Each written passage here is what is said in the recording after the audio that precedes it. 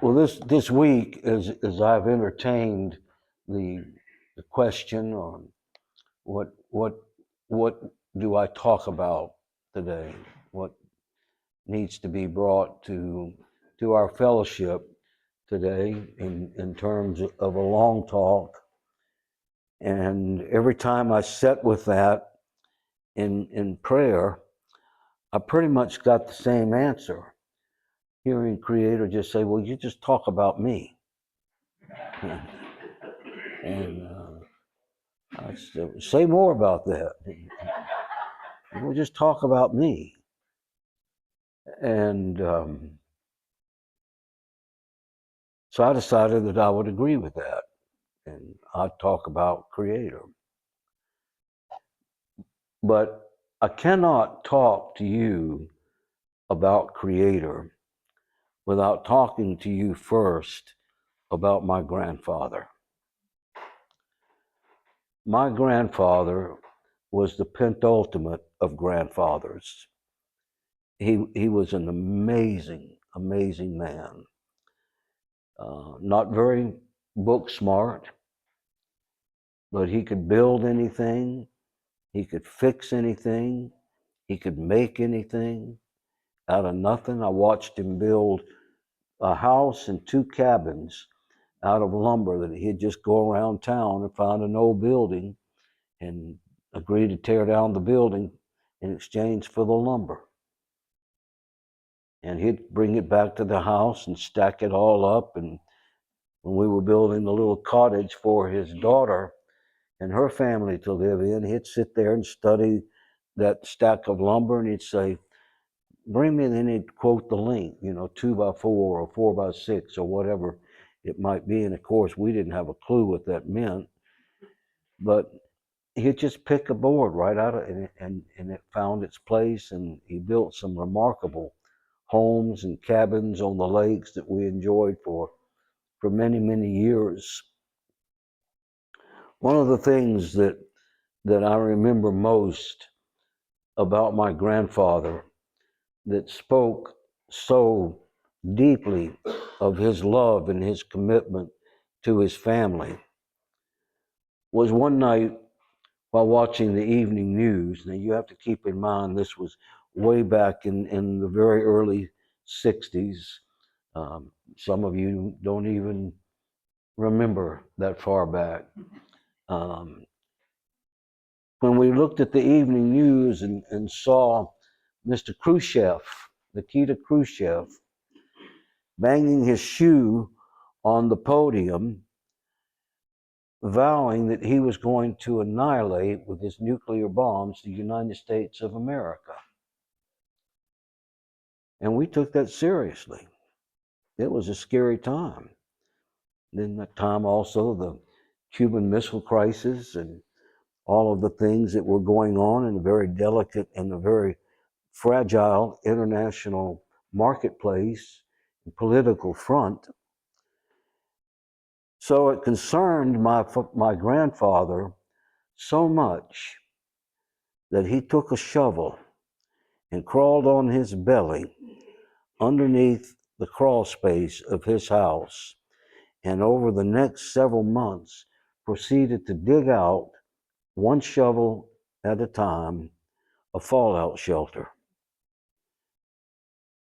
And he made the most intricate, I couldn't believe the things that he did. And mind you, we didn't even have internet back then. How did he know how to do all that? Where did he get the plans for all that? But he made such an elaborate fallout shelter that people got word of it, and some of the national folks came down and wanted to see what he had built.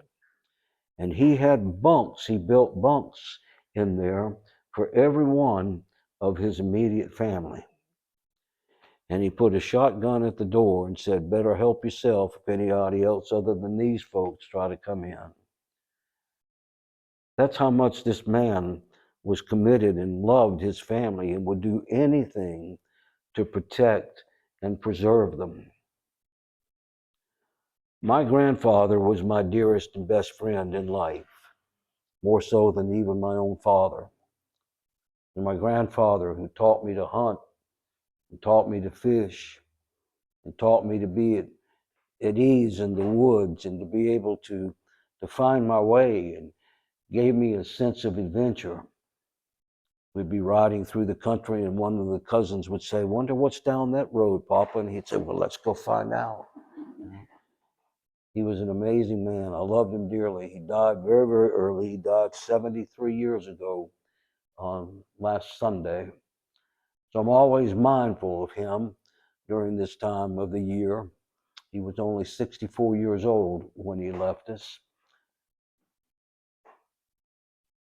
I tell you these things because it was in a Lakota prayer ceremony where we and some friends had gathered together to sit with the pipe and pray together. We did so every Tuesday night. The very first night that I was there, the host began to offer her pipe and began to pray. And she used one word that I had never heard before. And that one word was Tunkashila. Tunkashila. And she used that word to address God, the Great Spirit. Later on, after everyone had left, I asked her, "You used a word tonight that I've never heard before, and I'd like to know, what does this mean, Tunkashila?" Well, as it turns out, that was the turning point for me,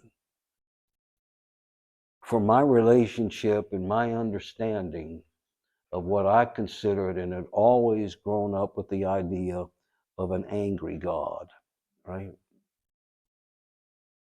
And my friend Megan said it's a Lakota word, and it means grandfather. Grandfather. Now, mind you, I'd spent pretty much my entire adult life trying to figure out this angry God. I may have told you a story recently about when the priest showed up at my father's service station and began having conversation with me about where I went to school and where I went to church and where my brother went to school and where my brother went to church. I didn't realize it, but my father, of course, I knew was Roman Catholic, and my mother was Southern Baptist. I say I grew up in a pretty schizophrenic religious household, and it was schizophrenic. Maria, you know well how spooky that St. Joseph's Church could have been at that time. And so my parents, when they were married, my Italian grandparents, insisted that they be married in the church. My father was the first one to marry outside of the faith. And so they had to go to counseling, and they signed papers promising that they would raise any children born into the marriage in the Catholic faith. So here comes the priest in the service station. I'm having innocent conversation with him, not realizing that I'm in the process of betraying my father, because the priest then goes in and begins to tell my father that he was going through some papers and found out where he and my mother promised that they would raise their children in the Catholic faith.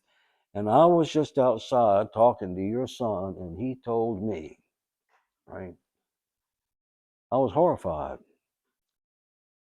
And the priest banned him from communion right there in the service station, which was one step away from excommunication, until he could bring himself back in alignment with Catholic Church and what he had promised to do. That would have been fine if he had stopped there, but he didn't. And as he was leaving, turned and said to my father, "By the way, sir, if either of your two boys were to die tonight, you would be responsible for them going to hell."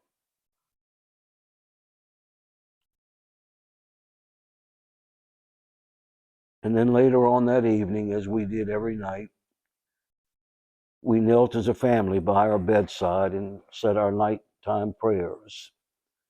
Now I lay me down to sleep. I pray, dear Lord, that my soul you would keep.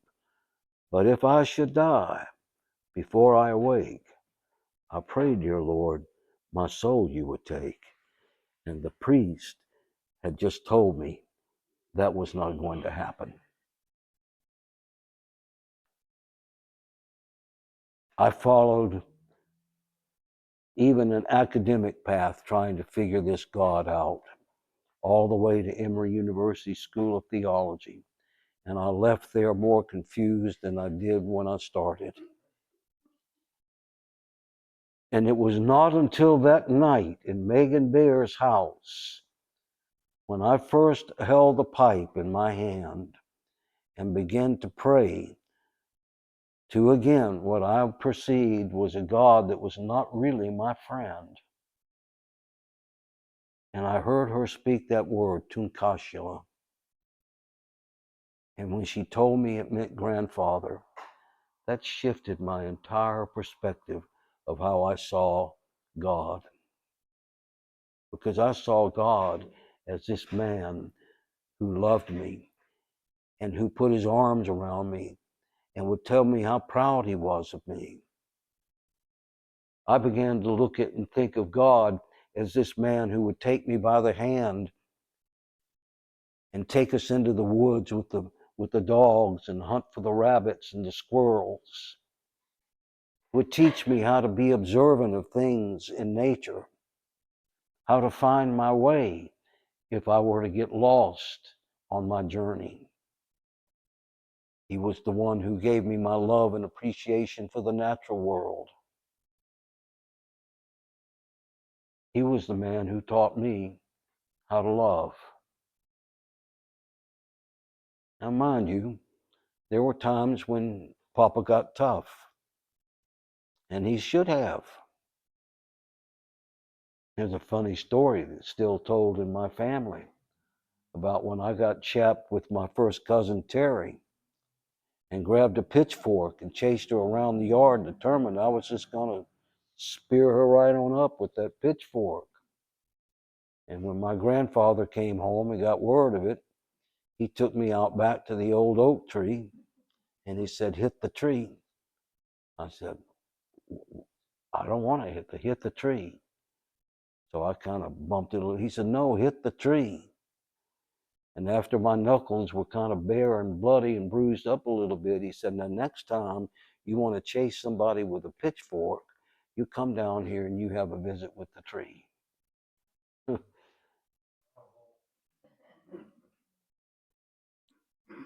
But even his discipline was gentle. Even his discipline was compassionate. And when I began to think of God in terms of my grandfather, as I say, it changed everything for me. I began to see God as my friend and a man or one who wanted to be friends with me, to have a relationship with me. And the old song that we used to sing in Sunday school about coming to the garden alone while the dew is still on the roses, and the voice that I hear falling on my ear, the Son of God discloses, and he walks with me, and he talks with me, and he calls me by my name. And the joy that we share as we tarry there, none other has ever seen. Tunkashila. Tunkashila. So I would offer you, if you're struggling today or at any time along your journey way, along your medicine path, of trying to understand and how to relate to the great mystery. We call it Wakamtaka, the great mystery. And that's not an accident, because there simply are things about God that we can never know and will never know on this side of the spirit realm. That's why it remains Wakantaka, a great sacred mystery, right? But then there's Tunkashila, this one who walks with me and talks with me and knows and calls me by my name. And that's someone that I can walk with in a good way. And so can you. And it's simply just a matter of shifting, I think, the way that we think. It's all wrapped up in our thoughts anyway, about how we think and how we perceive this God to be. There's a verse of scripture I don't often read from the Bible, and when I do, I read from the First Nations version. But as I was thinking about this, I was brought back to this verse from some very sacred teachings in the book of Matthew, where it is written, "Let your prayers rise like smoke to the Great Spirit, for he will see and answer you."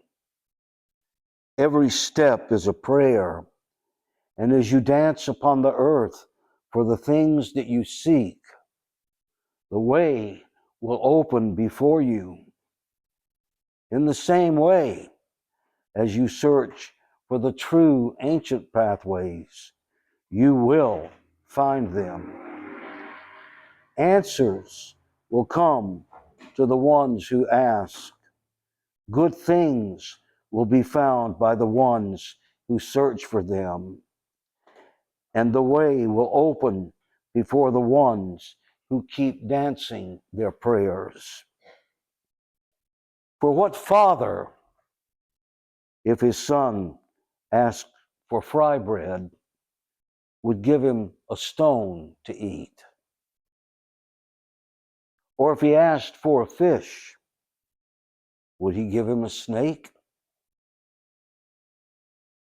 If fathers, by that he's speaking of earthly fathers, if fathers with bad hearts know how to give good gifts to their children, then how much more will the Great Spirit, who is your loving Father, grandfather from above, give good gifts and good grace to those who ask? That, my friends, is Tunkashila. And when we begin to relate and understand God, and my prayer is that all of you had a grandfather who was as much a dynamic part of your life as was mine.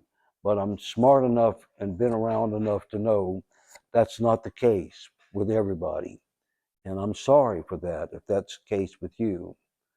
But at least you can shift beyond that physical attachment that may have been unpleasant and shift it to an idyllic concept of what a grandfather really is and what a grandfather does for his children, even if it's getting on his belly and digging out the ground to make a fallout shelter.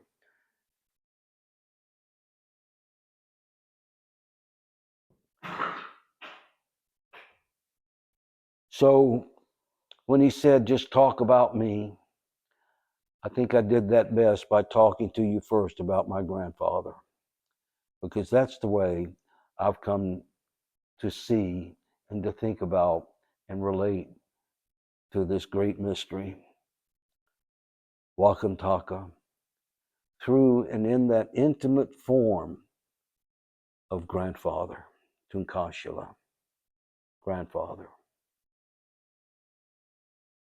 And that brings me much joy, and it brings me much happiness, and it brings me a whole lot of peace, particularly when I'm in the mess of something that I cannot control if I wanted to, or even if I had to. To be able to sing with that old song again that we used to sing, that it is well with my soul. No matter what, it is well with my soul. And so it is for me, and I pray it is for you as we continue this journey, this medicine way, holding tight to the hand of our grandfather. So let us come now to the altar and bring our good prayers to grandfather today. And you hear me when I begin to pray. I pray grandfather, grandmother. I don't see God as any particular form of male or female. I think that God is wise enough and strong enough to know who and what it is without my assessment of the process. So all of the sacraments are here on the altar for us today. So let's come, let go of what we need to let go of, and make a good prayer. Ask for the help that we need, remembering those who earlier asked for prayer. And let's make good prayers for one another. And Rick, if you have your flute, we'd be honored to have you play for us today.